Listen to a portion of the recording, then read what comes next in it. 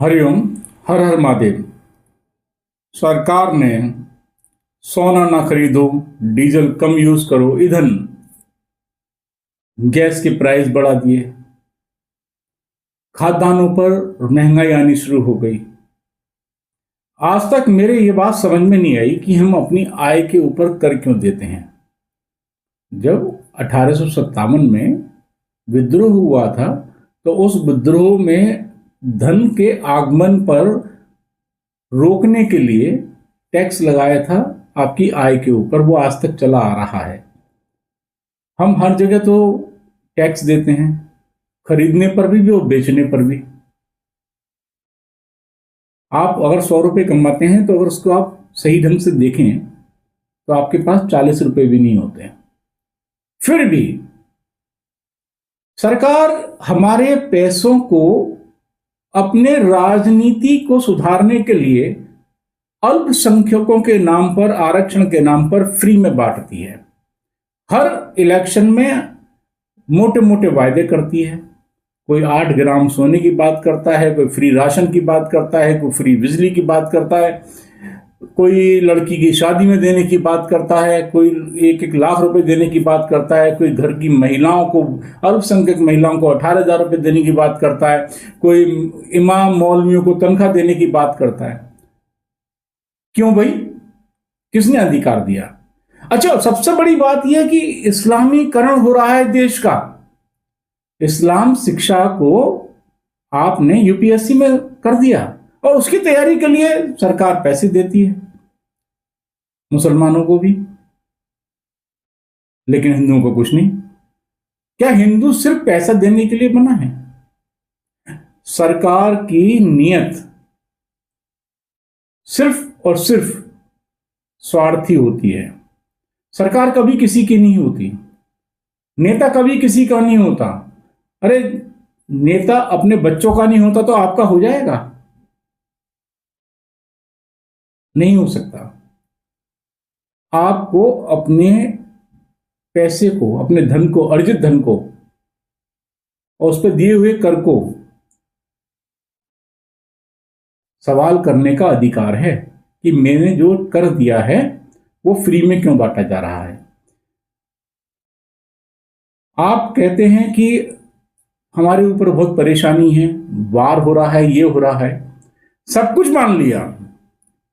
अरे, जैसे आपको डीजल पेट्रोल के लिए दूसरे देश परेशान कर सकते हैं तो वही काम आप वो अपने अन्न को, जो आप रोटी खिलाते हैं पूरे वर्ल्ड को देते हैं, उसके लिए क्यों नहीं कर सकते?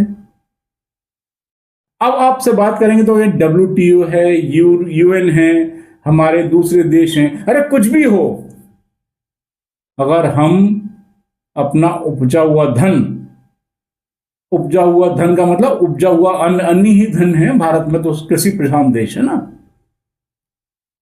देना बंद कर दें तो पेट्रोल पी के क्या ये खाड़ी देश जिंदा रह पाएंगे? नहीं ना। रोटी से बड़ा कोई ईंधन नहीं है, नहीं रह पाएंगे। लेकिन हमारे अंदर तो भाईचारे का, दया भाव का कीड़ा काट गया है। कीड़ा भी क्या था? प्लास्टिक का, जो ना मरता है ना जिंदा रहता है, बस हमें कड़क काटता ही रहता है। हम अपने आप को बड़ा महान देश बताने की, अपने आप को बहुत महान नेता बनाने की कोशिश करते रहते हैं, लेकिन हमें दूसरे लोग धो के चले जाते हैं। क्या उनकी मानवता नहीं है? नहीं है ना। आप ही की क्यों हैं? करके तो देखिए। रोक दीजिए सबकी सप्लाई। जो देश हमें मारता है आप वहां पर आर्थिक सहायता देते हैं। क्या जरूरत थी आपको 60 करोड़ रुपए देने की बांग्लादेश को? क्यों आप सस्ता डीजल और पेट्रोल नेपाल में और श्रीलंका में देते हैं, मॉरिशस में? बंद कर दीजिए ना, मत दीजिए। अंतरराष्ट्रीय दबाव तभी पड़ेगा ना लोगों के ऊपर।